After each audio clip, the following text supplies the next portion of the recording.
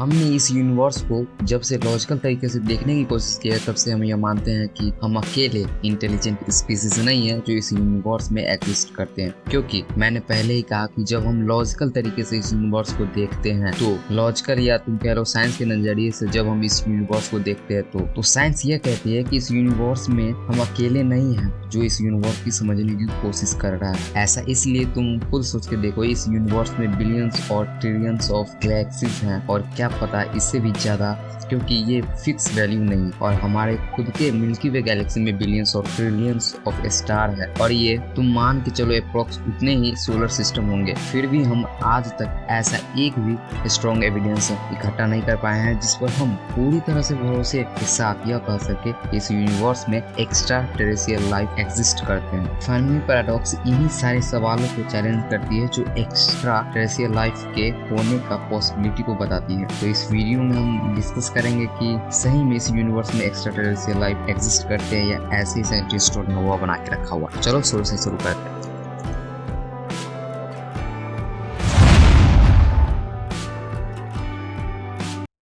तो सबसे पहले हम यह समझे कि ये फर्मी पैराडॉक्स होता क्या है। उससे पहले हम यह क्लियर कर ले कि ये पैराडॉक्स का मतलब क्या हो। पैराडॉक्स का हिंदी शाब्दिक अर्थ होता है विरोधाभास। इसका मतलब ये नहीं है कि हम उसका हिंदी मीनिंग जान गए तो हम समझ गए कि पैराडॉक्स होता क्या है। पैराडॉक्स का कॉन्सेप्ट ऐसा है कि वह लॉजिकल थिंकिंग को रॉन्ग प्रूव करता है, या तुम यह कह सकते हो कि लॉजिकल थिंकिंग को काउंटर करती है, जिस पर हम पूरी तरह से भरोसा करते थे कि ऐसा ही होगा। ध्यान से सुनना, मैंने कहा ऐसा ही होगा। तो इसे पैराडॉक्स काउंटर करेगी कि ऐसा बिल्कुल ही नहीं होगा या ऐसा भी हो सकता है। वो उस लॉजिकल थिंग पर ही सवाल खड़ा कर देगी। आई होप कि तुम्हें पैराडॉक्स का मतलब समझ आ गया होगा। अब समझते हैं कि ये फर्मी पैराडॉक्स क्या कहते हैं। फर्मी पैराडॉक्स का नाम एक फिजिसिस्ट से लिया गया है जिनका नाम था एनरिको फर्मी, जिन्होंने सबसे पहले ये सवाल उठाया था कि वेयर इज एवरीबॉडी। उन्होंने यह सवाल इसलिए उठाया कि हम हमेशा से तो नहीं बट कुछ दशकों से यह दावा करते रहे हैं कि इस यूनिवर्स में एक्स्ट्रा टेरेस्ट्रियल लाइफ एग्जिस्ट करते हैं, और ना तो हम एलियन का पता लगा पाए हैं और न उनके होने का सबूत का। जबकि ऐसा नहीं है कि हमारे पृथ्वी की तरह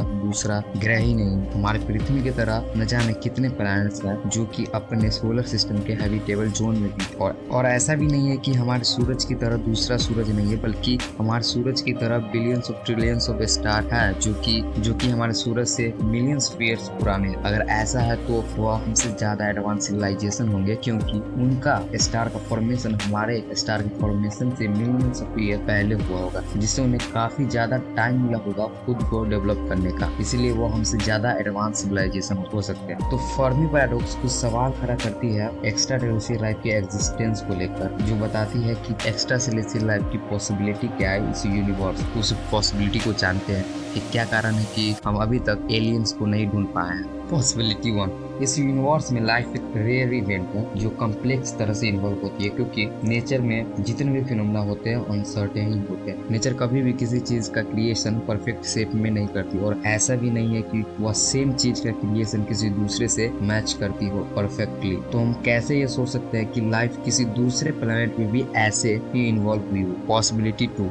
जैसा कि हम जानते हैं कि हम इस यूनिवर्स को 3 डायमेंशनल स्पेस के नजरिए से देखते हैं। अगर हम टाइम को भी ऐड कर दे तो फिर भी हम मान के चले कि 4th डायमेंशन स्पेस में इस यूनिवर्स को देखते हैं। बट इसकी पॉसिबिलिटी भी है कि एलियंस 4th डायमेंशन में रहते ही न हो, या वह 5th या उससे ज्यादा की डायमेंशन में एग्जिस्ट करते हैं। यह वजह भी हो सकती है जिसके कारण हम एलियंस को आज तक नहीं मिल पाए। या फिर ऐसे भी हो सकता है कि वह हम पर नजर रख रहे हो बट हम ही अभी इतना कैपेबल नहीं हुए हैं कि हम उन्हें ढूंढ सकते हो। हमारी आज की टेक्नोलॉजी इतनी डेवलप्ड ही नहीं हुई है कि हम उन्हें ढूंढ सकते हो और उनके एग्जिस्टेंस का पता लगा। जो भी हो, इस यूनिवर्स में एक्स्ट्रा टेरेस्ट्रियल लाइफ एग्जिस्ट करते हो या ना करते हो, बट हम ह्यूमंस एग्जिस्ट करते हैं। और कहीं ऐसा ना हो कि हम एलियंस को ढूंढने के चक्कर में अपना अस्तित्व को ही खो बैठे। हम ह्यूमंस हमेशा से क्यूरियस रहे हैं उन चीजों को समझने की जो हमारे समझ से परे हैं, फिर भी हमने उन्हें समझाया। यही नेचर अलग बनाती है किसी दूसरे स्पीसीज से। इसी की बदौलत आज हम पूरी पृथ्वी पे